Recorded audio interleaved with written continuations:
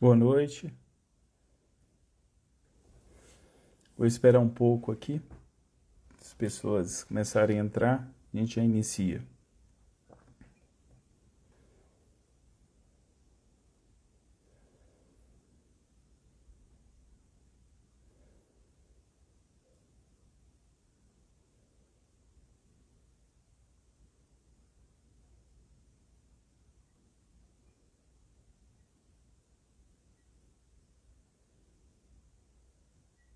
Boa noite, Rebeca.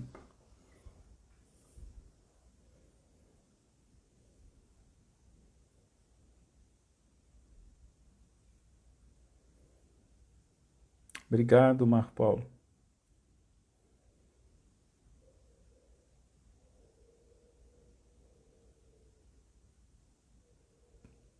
Perfeito. Pessoal, vamos começar então. Primeiramente, agradecer, né, o convite aí da Exclusive, do Marco Paulo, que gentilmente nos convidou para participar.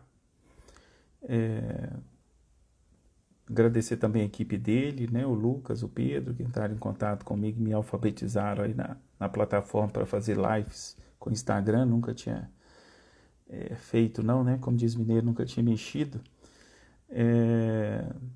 Estou muito feliz aqui de estar podendo participar com vocês e deixar uma contribuição aí, né? Espero que ajude aí na reflexão dos momentos que a gente está vivendo. O Marco Paulo, como me convidou, ele falou que você pode falar do que você quiser, né, sobre a crise, que é mais desafiador ainda, né, quando você tem um tema muito aberto. Bom, quem sou eu, né? Meu nome é Ricardo Pim Lustosa, eu sou mineiro, nasci em Teoflotone, Minas Gerais, quase Bahia, né? Um baianeiro. Vim para Belo Horizonte para fazer medicina, fiz residência em clínica médica medicina interna, trabalhei muito tempo como clínico, por acaso caí na gestão, uma primeira experiência na Fiat, depois no primeiro laboratório, no Hermes Pardini. Trabalhei bastante tempo lá também, saí como vice-presidente de medicina diagnóstica, tive uma passagem pelo DASA como diretor do B2B deles e da produção, e há 4 anos eu sou o CEO do Grupo São Marcos, uma empresa com mais de 77 anos, né, que tem um plano de expansão pro regional em Minas Gerais e também na região do ABC de São Paulo, que a gente teve o prazer de participar. Estou lá há 4 anos e vivenciando essa crise lá dentro. Bom, eu sou casado, casei com a médica Luciana, e tem 3 filhos também. Então também estou vivendo o Chico, o Eduardo e o Antônio. Nós estamos vivendo essa quarentena e todo o desafio familiar que é isso, né? Todo mundo junto, embolado em casa. Bom, indo direto ao assunto aqui, eu separei aqui uma pauta com 3 partes. Marco Paulo falou assim, você pode falar 1 hora.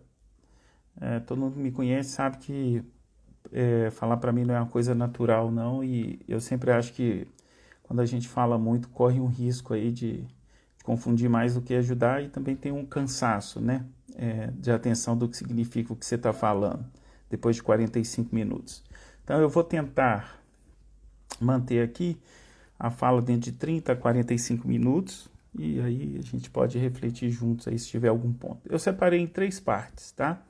A primeira parte é uma reflexão sobre esses tempos difíceis, né? Que significa a pandemia, né? O conceito disso na vida da gente, não o epidemiológico, mas o conceito prático. Então, essa primeira parte, as reflexões que a gente tem feito, como todos que trabalham em empresas ou todos que refletem, né? Tem vivido, como que a gente tem passado por isso. A segunda parte é o impacto na medicina preventiva e diagnóstica, que é a região que a gente está, né, onde que a gente está trabalhando no momento, e ela é foco aí, né, um ponto central da pandemia. Então, qual que é o impacto na indústria por si própria e qual que é o impacto na saúde das pessoas, né? E terceiro, eu gostaria de deixar alguns aspectos práticos aí de testes, tá? Bom, primeira parte, né, desses tempos difíceis, eu tenho O meu sogro, ele tem 101 anos, né? Ele é um filósofo, continua consciente, e quando tinha algum problema, assim, alguma coisa mais fora do normal, ele usava a expressão tempos brutos, né? Que eu acho que é a melhor definição para o tempo que a gente está vivendo mesmo. Acho que a gente é um país que tem uma história, né, violenta, embora não pareça, né? A gente descreva que nossa história não tem guerras, mas teve guerras, teve problemas, tem uma guerra civil, tem escravidão, mas a gente nunca foi ocupado, né? A gente não viveu nenhuma ocupação por uma tropa estrangeira, nada disso. Primeira vez que a gente está sendo ocupado é essa, né? Então nós estamos vivendo uma guerra onde nós fomos ocupados pelo vírus, né? E por esse pânico que veio junto, naturalmente,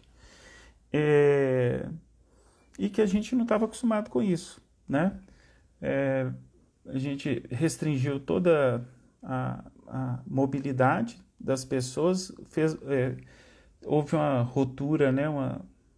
Disruptivo do ponto de vista das relações econômicas para as empresas, né? Das relações de trabalho, né? Tiveram que ser modificadas, e das relações familiares, né?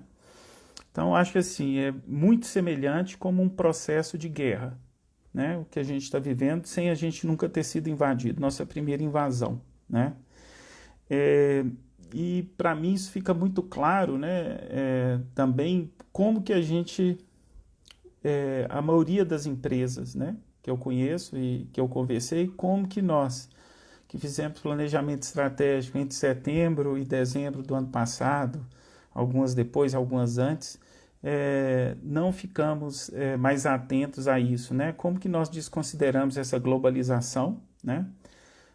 A gente que é da área médica, a gente sabe, né, que de 40 em 40, de 50 em 50 anos existem pandemias, quer dizer, tinha a última lá de Hong Kong, a gente estava, na década de 60, a gente estava esperando vir uma, então a espanhola, depois dela teve uma intermediária na Ásia, depois a gente tivemos outras que foram contidas, né, de H1N1, SARS-CoV-1, MERS, e agora veio essa e a gente não estava preparado de forma nenhuma, né?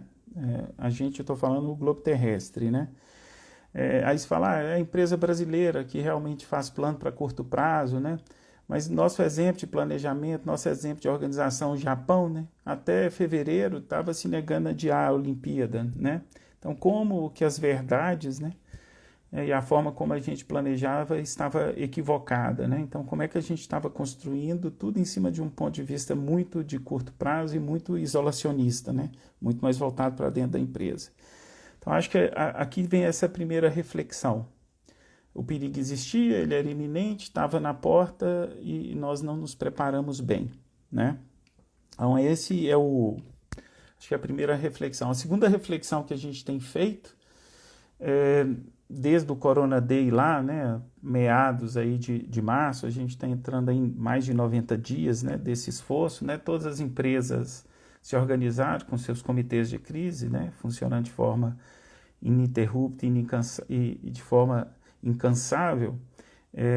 Eu acho que daí a gente tira um outro lado positivo, né, realmente, assim, apesar da distância do trabalho, né, as pessoas trabalhando de forma muito mais integrada, apesar da distância, né? Quer dizer, também eu acho que é uma característica desse momento de guerra, né? As pessoas estão mais unidas com um propósito mais focado, né? Com um propósito muito mais associado à sobrevivência e à resolução dos problemas de curto prazo, né? Como a liquidez das empresas, como a saúde dos funcionários, como dar acesso à tecnologia aos funcionários que estão trabalhando em casa, como determinar de forma súbita toda a mudança das empresas que tinham um ritual de gestão e que agora isso foi por água abaixo, né, porque ele não encaixa mais nesse modelo atual.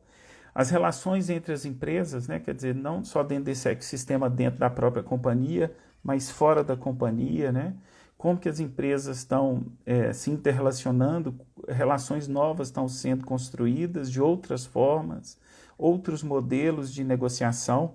Então, realmente assim, uma intensidade muito grande que o vírus aí, né, tão pequeno, conseguiu revolucionar todo esse ambiente de negócio, tanto do ponto de vista do modus operandi das empresas como do planejamento.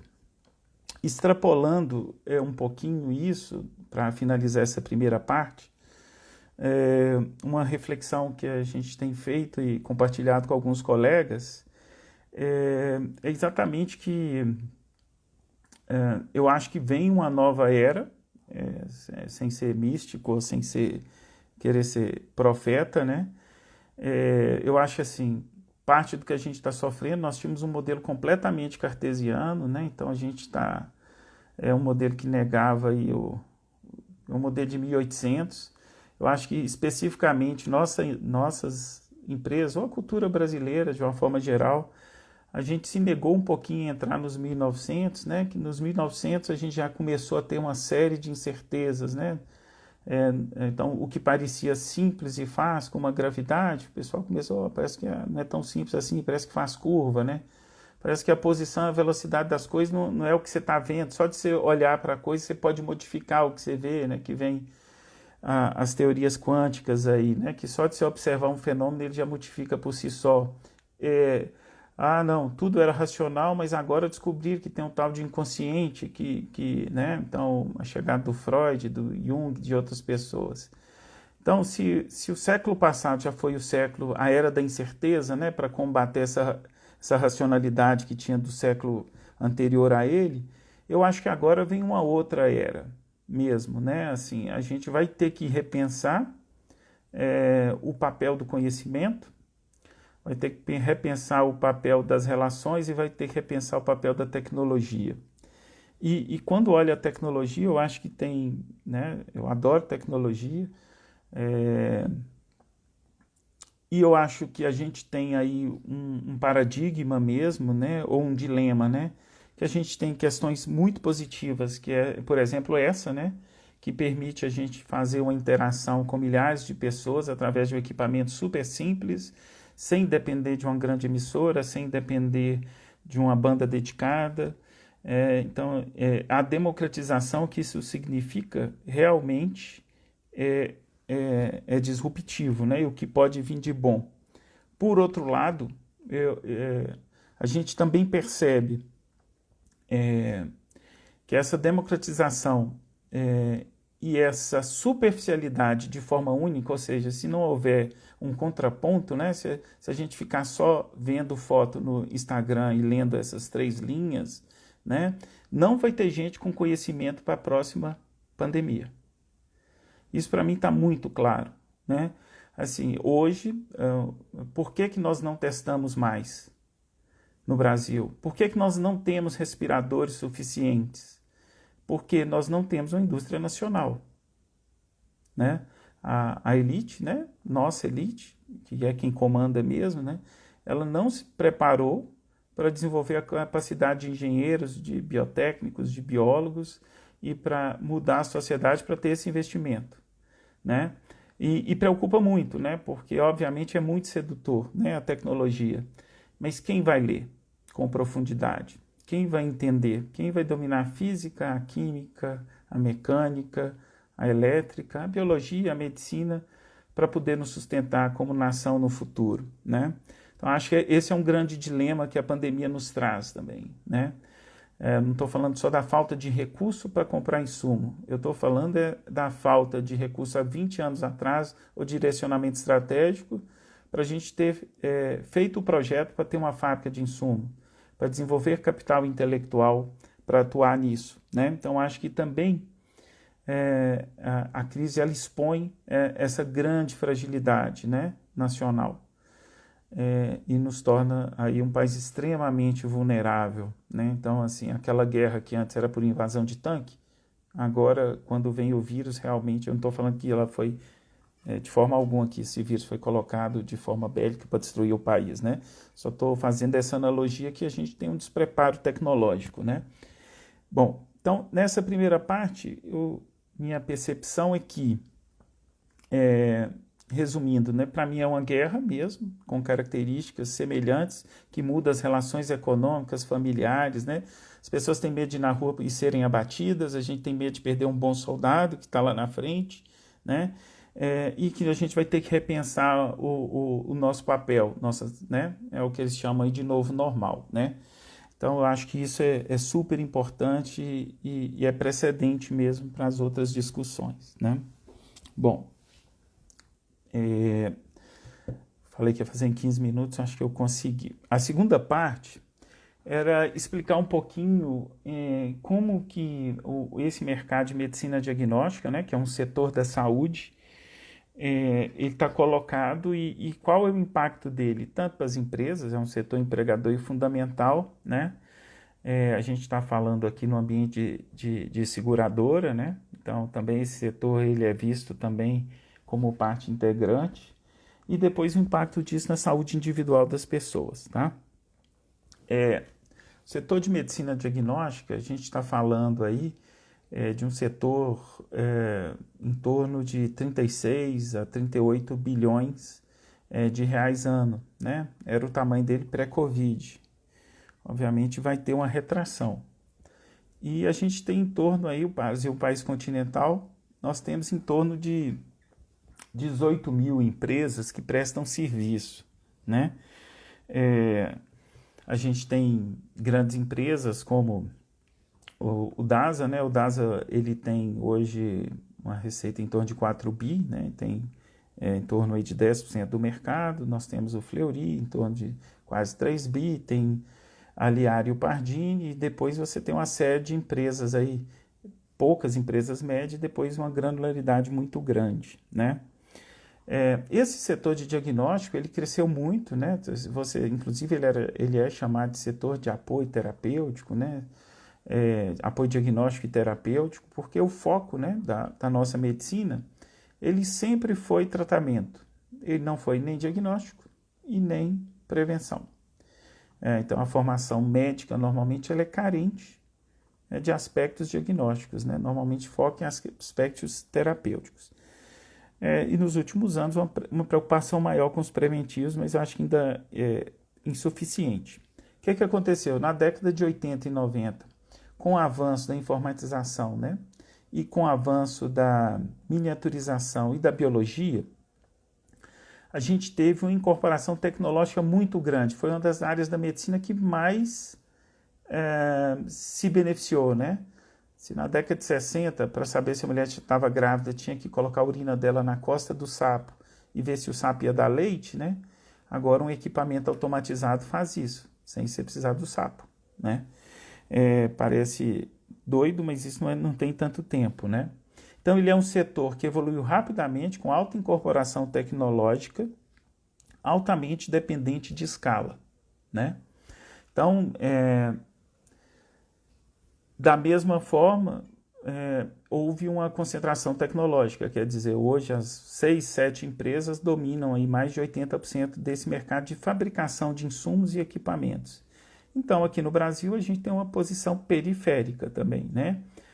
A gente recebe depois a tecnologia pronta dentro do equipamento, paga mais caro por isso e, obviamente, tem disrupções de fornecimento, porque numa eventual necessidade a gente fica para depois. Naturalmente é assim com vacina, é assim com exames, né? É assim com medicamentos, né?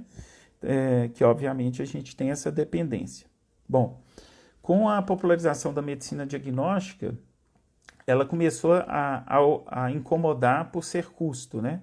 Hoje, a medicina diagnóstica é menos que, somando imagem e análises clínicas, é menos que 12% do custo total das contraprestações do que as operadoras pagam, né?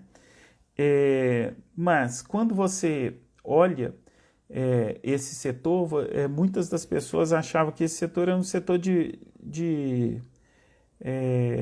eu diria de fácil expansão, né? Você simplesmente compra um equipamento ali, os médicos pedem muitos exames e você faz exame. Então, de uma forma geral, isso é visto em algumas partes, em outras não, né? Mas de uma forma, eu diria assim, bem frequente, como somente um custo para o sistema de saúde, né? E aqui a gente tem o primeiro equívoco, porque a maioria dos pacientes que precisam fazer exames, e por isso, vocês vão entender por que eu estou falando isso, são pacientes que estão fazendo triagem, ou seja, eles estão avaliando de forma precoce se eles têm ou não alguma morbidade. E se eles fazem isso de forma precoce, isso determina uma sobrevida e um prognóstico melhor para ele. E do ponto de vista financeiro, uma redução dos custos assistenciais. Ou seja, fazer exames bem indicados dá anos potenciais de vidas para as pessoas e reduz o custo total do sistema. Mas a gente, como é brasileiro, a gente pensa sempre de curtíssimo prazo, o que é que eu tenho para pagar esse mês, né? Então, a gente acaba fazendo menos exames, né? Então, essa cultura de achar que o exame é uma coisa, às vezes até demoníaca, né, que não deveria ser feito, é uma coisa que, pouco a pouco, né, nesses 20 anos que eu trabalho em laboratório, eu vejo que isso é feito, né? Muitas vezes as pessoas falam assim, não, o médico tem uma arma na mão, que é a caneta, e ele pede vários exames.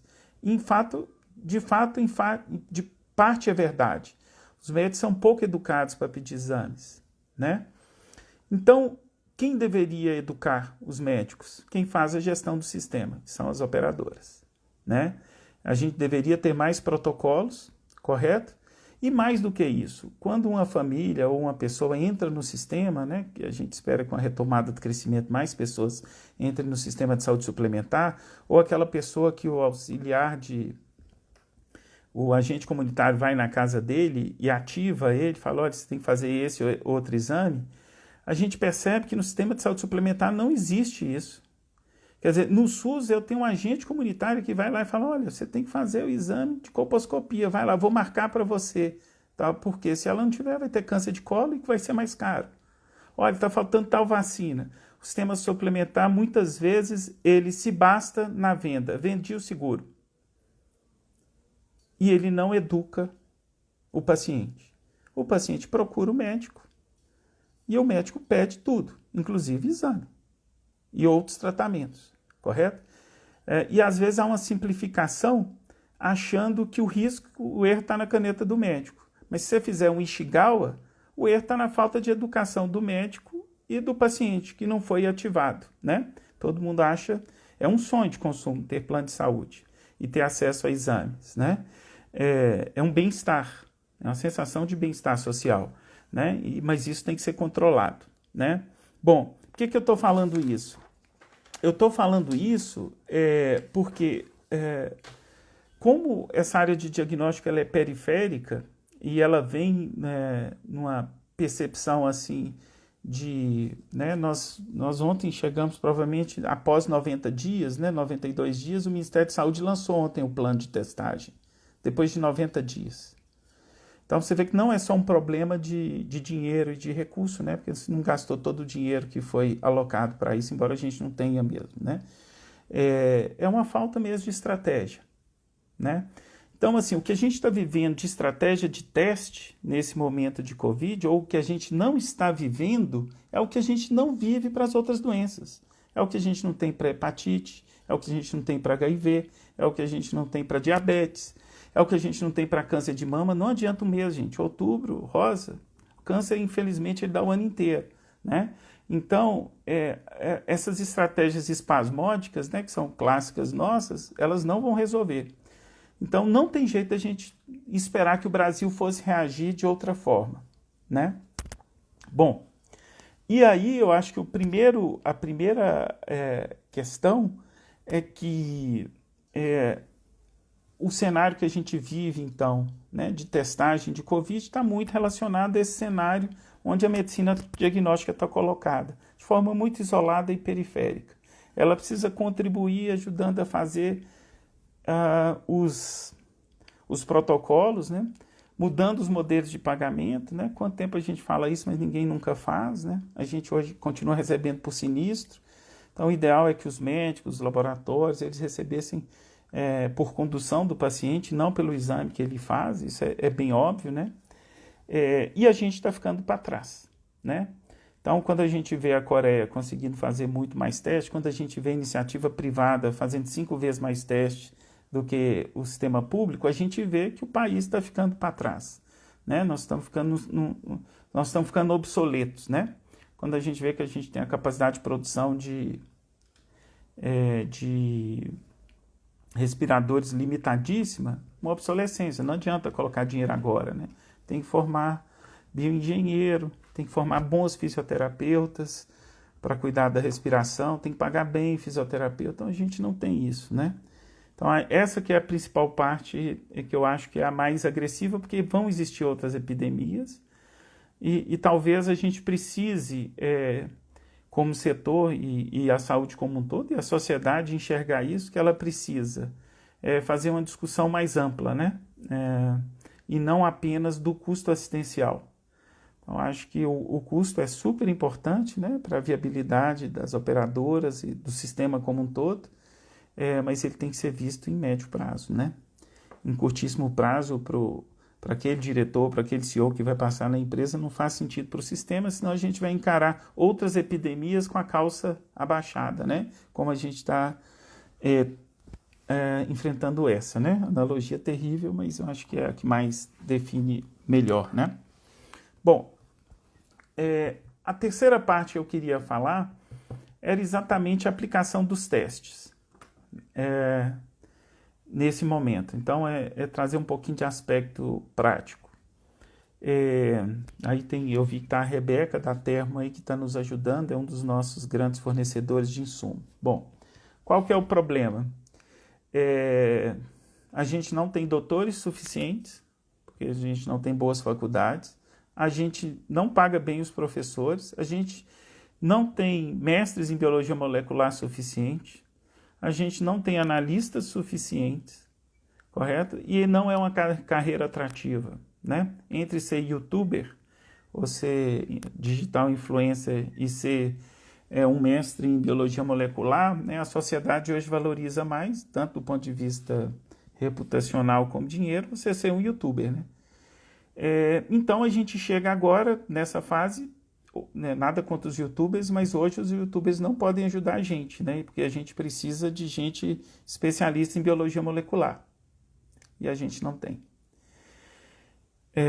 Eu precisaria de gente, né, para a indústria, para poder fazer kits nacionais, né? A gente não tem. Eu precisaria de gente para poder fazer equipamentos nacionais, para poder extrair o material genético do bicho e amplificar ele. A gente não tem. Então, a gente vai assim, eu errei quando? Eu errei provavelmente há 15 anos atrás, né? Então, a gente vai ter que ter uma política nacional de enfrentamento às doenças e desenvolvimento, não só as emergenciais, mas as crônicas, né? Então, assim, o que mais preocupa é que se a gente ficar nessas relações baseadas só nas redes sociais, a gente não vai ter gente lendo o suficiente para poder entender e para poder montar e abrir nossa fábrica nacional. E nós vamos ficar dependentes, né? E óbvio, numa crise como essa, adiciona-se o problema logístico, né? Então, a gente continua sendo o Brasil, né? Então o material chega, fica 5, 7 dias esperando para ser liberado na aduana, no meio da crise, sendo uma coisa essencial. Então a gente tem todo um cenário muito desfavorável ao desenvolvimento tecnológico nacional, e isso impacta na quantidade de testes disponíveis. E obviamente setor público mais sucateado impacta mais no setor público, né?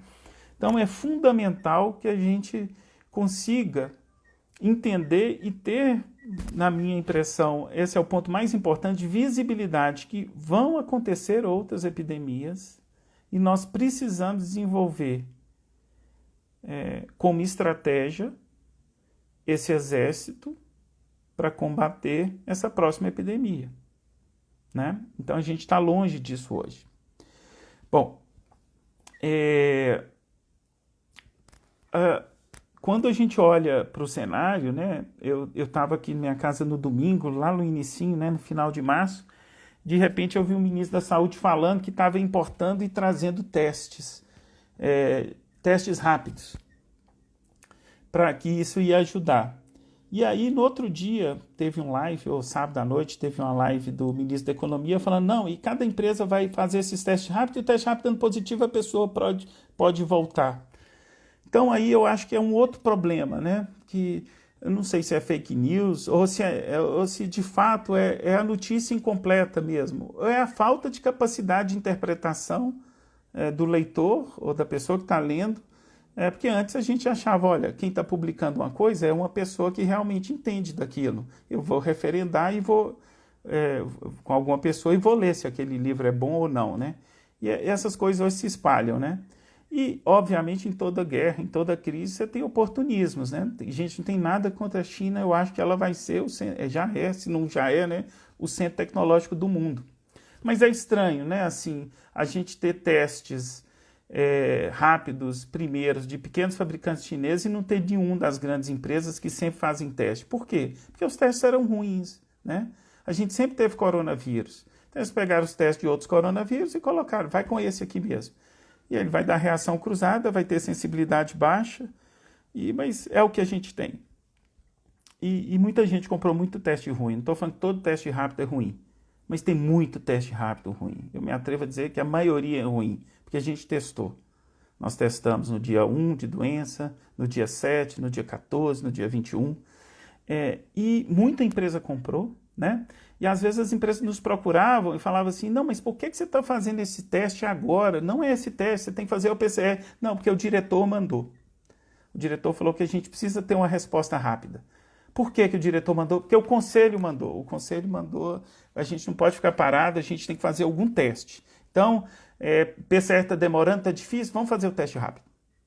O que é que significa? Não sei, né? Então, também eu acho que essa desorganização do conhecimento e essa forma, a gente patinou muito. Eu acho que nos últimos 20 a 15 dias, se a Bárbara tiver aí, que é uma gerente comercial que trabalha comigo, que atende isso, essas pessoas, junto com o André em São Paulo, que a gente começou a ter uma racionalidade maior das empresas. A gente tem empresas que fazem muito bem. Eu vou dar um exemplo, a Anglo, que trabalha com a gente, está fazendo um trabalho fantástico. Um exemplo, né? A gente tem empresa que às vezes está testando teste que não é para fazer. Por quê? Simplesmente para ter uma isenção ou do risco trabalhista, testei. Não importa se o teste é bom ou ruim. Ou não, ou fiz minha parte, né? E lavei as mãos, tá?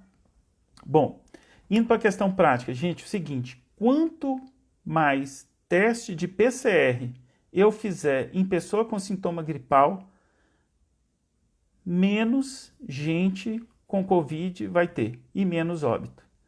Então, eu até postei aí, eu acho que eu postei no Instagram, tem uma curva já, né? Porque é novo o assunto, mas tem uma curvinha pequena se você testar e uma curva muito grande se você não testar. Então, testar, qual que é a grande vantagem? Você consegue fazer uma medicina de precisão. Você pega, olha, deu positivo essa pessoa aqui, eu vou testar quem está em volta e não tem sintoma. Aquele ali que não tem sintoma, ele já está positivo. Então, ele tem que ir para a quarentena. Se eu não testar, ele continua fazendo outras contaminações. E aí, você vai espalhando a doença, né? Eu estou falando do PCR na fase aguda. Então, testar é fundamental, né? Vamos esquecer a questão política, se quem está certo é a ultradireita, ou é a esquerda, ou é a MS, ou é o CDC, ou o Trump. Testar é importante. É importante do ponto de vista estatístico. Quanto mais gente testada, mais eu consigo separar quem está com o vírus e não tem sintoma, e eu pego essa pessoa, eu coloco na jaula, ela não vai contaminar outras pessoas. Basicamente é isso, né? Óbvio, tem toda essa restrição de insumos, de tempo, de acesso, né? E que a gente tem que preparar para a próxima. Nós temos que empurrar e acabar essa o máximo, o melhor possível que a gente continua. Então, gente, precisamos testar, né? A gente teve gente na nossa equipe que foi para o CTI, graças a Deus não morreu, né? Médico, colega nosso em São Paulo, foi para o CTI e saiu, né? Então, a gente tem outros casos, obviamente, né, que vivenciou aí de falecimento. A gente não precisa chegar nisso para chegar na conclusão que a gente tem que testar, né? Bom, esse é o primeiro ponto. O segundo são os testes sorológicos, né? Então, esse teste que eu falo que tem que testar é o PCR. O PCR, ele é um teste que você procura se tem o bicho, ou seja, você procura o material genético do bicho. O sorologia, você procura se seu organismo está reagindo ao bicho, tá? Então, sorologia normalmente é depois de 14 dias. O pessoal vai querer vender antes, mas é depois de 14 dias, tá? É raro ser antes. E o PCR é durante a fase aguda da doença. Então, o PCR é entre o dia 2, normalmente, e o dia 14. Ele pode ficar mais tempo, mas é nessa fase aguda e é quando a pessoa está transmitindo a doença, né? Então, eu não consigo fazer uma estratégia de bloqueio sorológico, de bloqueio epidemiológico, de separar e pedir que a doença ultrapasse fazendo exame sorológico. Mas eu posso combinar as duas, que é muito eficiente.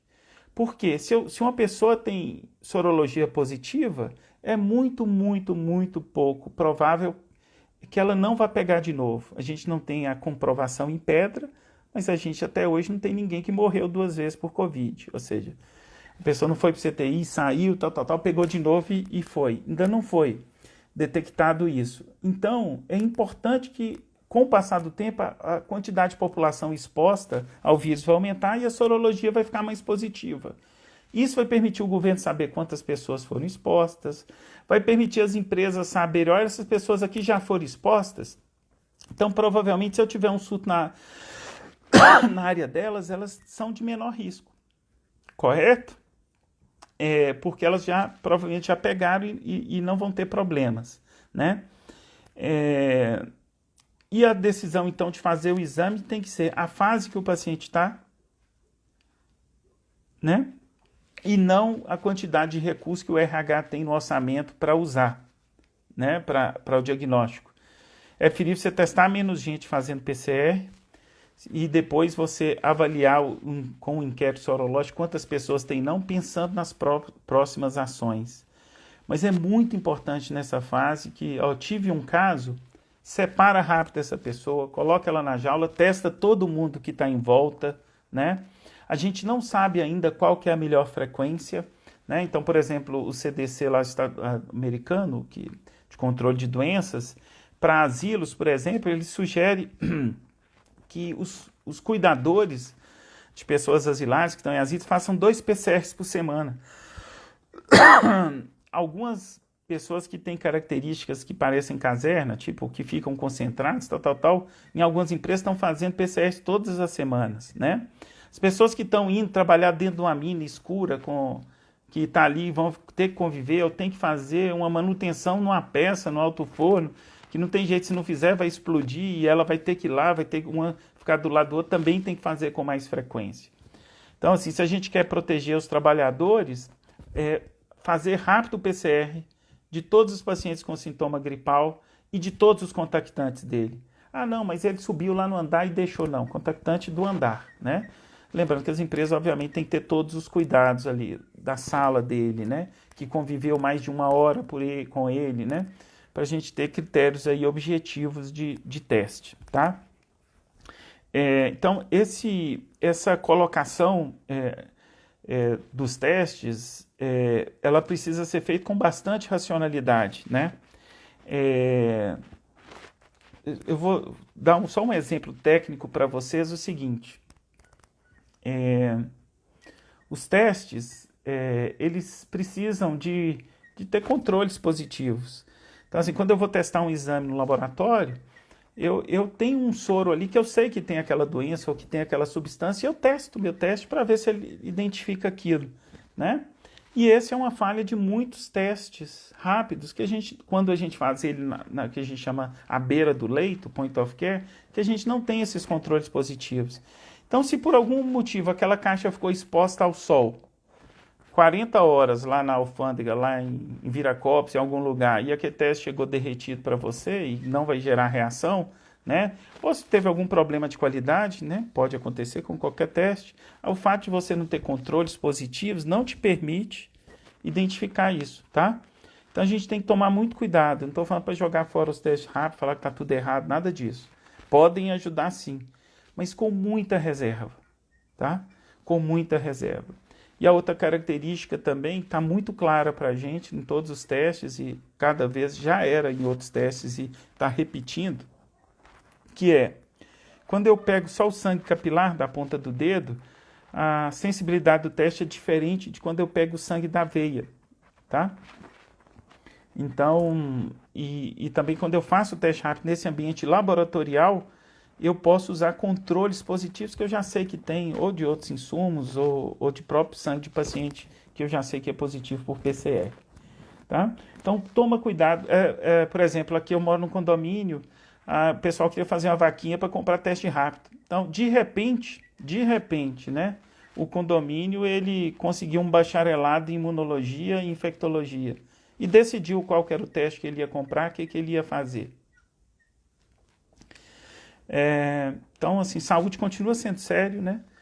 E a gente não pode permitir que, por mais que as pessoas estudem e se informem, né, precisa de um background para poder entender as coisas, né? A gente não pode dar palpite jurídico, né, só porque a gente lê o Código Civil ou a Constituição. Precisa de mais informações, né? Então a gente está vivendo esse tempo também bem louco, né? Que todo mundo virou especialista. Minha mãe, né, a mãe de vocês, todo mundo quer dar opinião. Então, assim, tomem cuidado, procurem boas referências, né? A gente tem laboratórios bons de referência no Brasil, tem pessoas boas de referência na área pública também, apesar da falta de recursos, e procurem fontes boas para ler, né? Confiáveis, seguras, né? Avaliem o interesse comercial dessas fontes, obviamente todas, né? Tem algum grau de conflito de interesse, mas não vai de primeira não que vai dar errado, né? E procure pessoas que já vivenciaram ou que estão vivenciando, que têm modelos, né? Que já estão aplicando. Então, do ponto de vista prático, a gente fez algumas publicações lá no São Marcos, e elas estão disponíveis aí nas redes sociais, no site da empresa também, com mais informações técnicas que eu não vou entrar em detalhes aqui não. Tá bom? Deixa eu ver, deu 19h41. Acho que foi bom, né? Deu para passar uma visão geral. E assim, em resumo, acho que a gente precisa cuidar dos nossos conceitos aí mesmo, do que é conhecimento, dessa superficialidade, né, que esse tempo moderno traz versus a necessidade de conhecimento mais profundo. A gente precisa ter uma discussão não só baseada em custo, né, do setor de saúde, mas sim em precisão, né, de forma mais... e um modelo de remuneração por sinistralidade. Lembrar que o objetivo final é sempre deixar as pessoas vivendo mais e bem, né? E o custo, de fato, ele é muito importante de curto prazo, mas de longo prazo o que importa é o outcome, como é que esse paciente vai viver e se vai viver bem, e aí ele vai trazer menos custo para o sistema. E nós precisamos desenvolver tecnologia, né? Nós precisamos fazer equipamento, precisamos fazer insumo, precisamos ensinar para os nossos filhos, né, que os meus, por exemplo, todos querem ser youtuber ou querem ser campeão mundial de jogo e tal. Ninguém ainda quer ser doutor em genética, em biologia molecular. Não estou falando que eles têm que ser, não, mas alguém vai ter que ser para o Brasil conseguir ter uma posição de relevância, senão realmente a gente está estagnado do ponto de vista de conhecimento e tecnológico. Eu acho que esse que fica aí para a próxima pandemia, para essa nós vamos com essas armas que a gente está mesmo, né? Com bazuca enferrujada, com revólver, com não todas as balas no tambor, mas a gente tem que estar mais pronto para a próxima guerra, né? Com melhores combatentes e com melhores armas.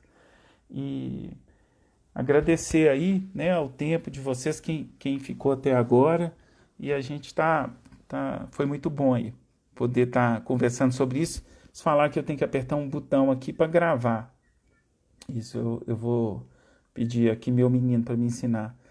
E foi um prazer estar interagindo com vocês, tá bom? Grande abraço a todos.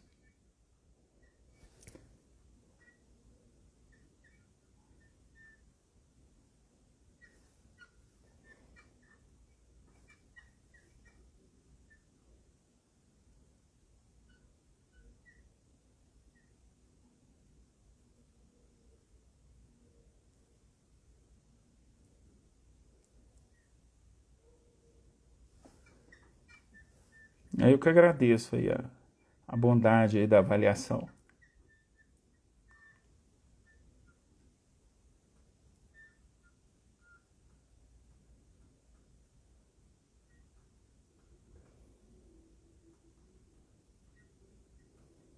Eu agradeço, pessoal.